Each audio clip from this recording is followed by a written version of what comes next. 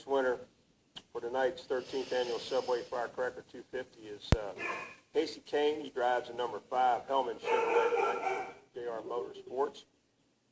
Kasey, congratulations. This is your 8th win in this series. Your first win here at Daytona International Speedway. So he's joined by crew chief up there, Ernie Cope, second week in a row. We've seen Ernie. Saw him in Kentucky last week with Kevin Harvick.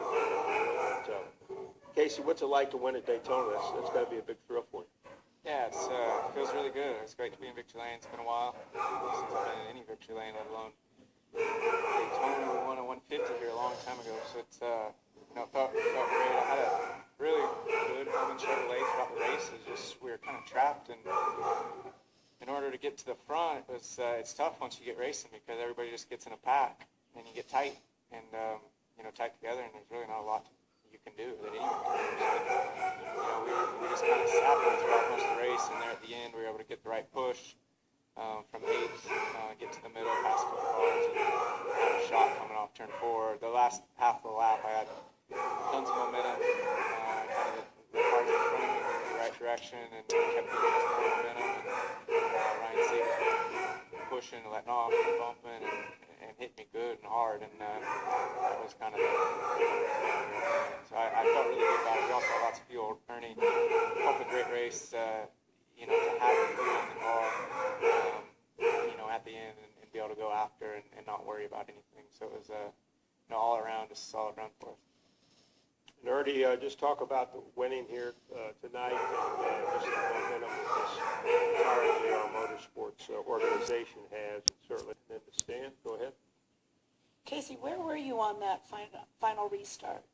So I think I was 12, maybe, and then they wrecked, or a couple cars, and I just went over here and avoided it, and then I was in 8th on the very last one, and restarted. And then how did you get from 8th to where you got?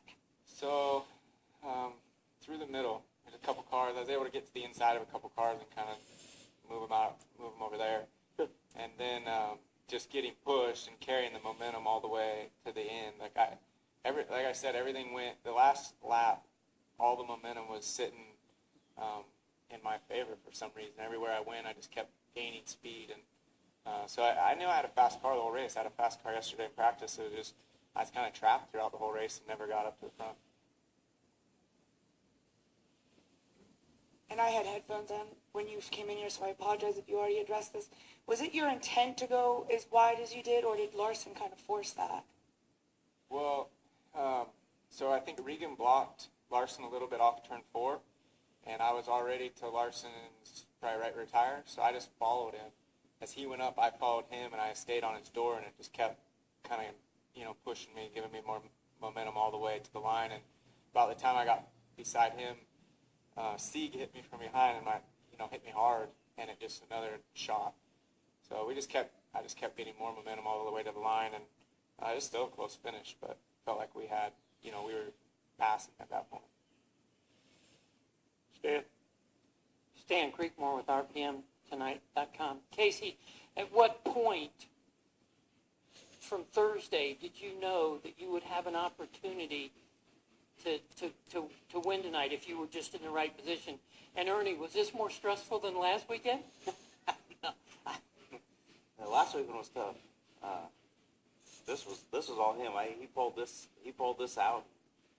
Or green white checker. I was thinking, boy, if he could pull a top 5 out here, that'd be pretty impressive. And then going down the backstretch, like, wow, we're going to do a 1-2 GR finish, thinking Regan's going to win. Then I watched him come in the trial, and Big Mo was going on the outside. I was like, that was awesome to watch.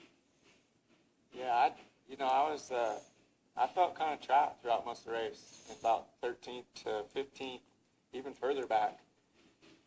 And I didn't really know where to go, and I would think to go there, and then I wouldn't, and then it looked like it would go, and then I would, and it wouldn't go. So I was just kind of wrong place, wrong time throughout the whole race.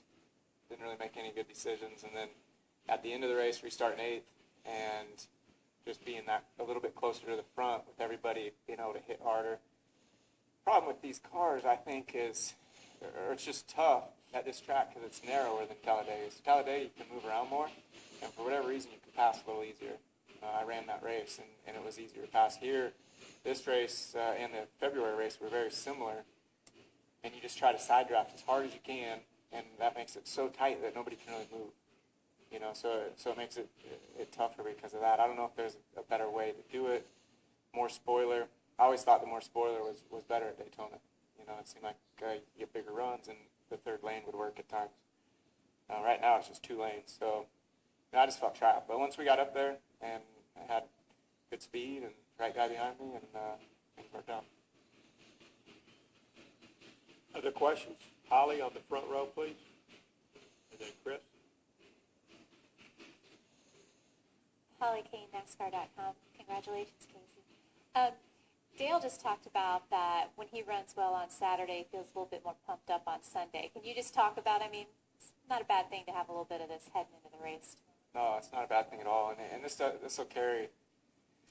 I mean, when you win, I haven't won in a while, so to win anything, you know, it feels good. When I first came into the series in 2002, I struggled to pick up stock cars, and I'd go and race my sprint car and could still win in sprint car races at that point in time, and I'd come back feeling like I could win, and at the time it was the Busch Series, you know, and I'd run 15th or 20th, but I still felt way better coming back into that race after running my sprint car. So I think any momentum's good momentum, you know, winning races and things. I look forward to tomorrow and then going to New Hampshire right after that. And, you know, we have a strong Cup team, and we keep getting better each week, kind of putting the full races together. So I think we're getting closer and closer to being where we want to be.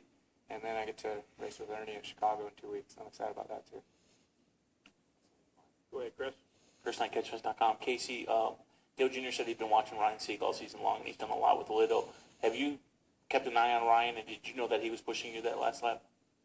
I knew he was pushing me just because my spotter was telling me, you know, who was behind me, and he said before the race went green there with 2 to go, green, white, checkered, that, you know, Ryan said he was going wherever I went. So, you know, that makes you feel good when you know you have a trailer that's going to go.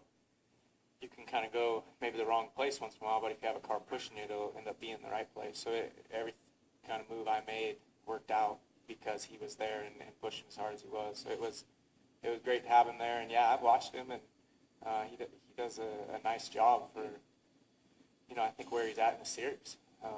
You know, it's tough to run with the junior teams and the Gibbs and Penske and Roush and Turner Motorsports, all those teams out there. So they're, you know, he does a good job with what they have, and he keeps it up. He'll definitely get more opportunities. He's a good driver for sure. Okay, Kasey and Ernie, congratulations on tonight's win, and best of luck the rest of the year. And Kasey, certainly good luck here tomorrow night. All right, thank you, guys. Thank you.